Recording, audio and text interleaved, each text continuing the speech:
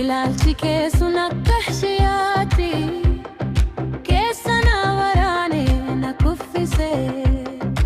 akka bifa kee bareedu sanaatti jaalalli kee lubbuu koo gubise halkan abjuu keessa guyyaa yaada keeti addunyaan koo guutuun sitti maramteeti fageenyi si dhabuunaaf madaa onneeti si qabaachuun koo ammoo dawaa dheeti halkan dukkana keessa ifaanaaf taate onnee koo boojitee boqonnaa na duwwaate si malee jiraachuun anaaf hin yaadamamu jaalalli kee sumii osoo hin taane kan hin kuufamne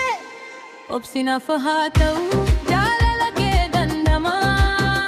hamma dhumaatti sitti nan maramaa ati naa muutee ani sitti maame jaala dhugaatiin siif nan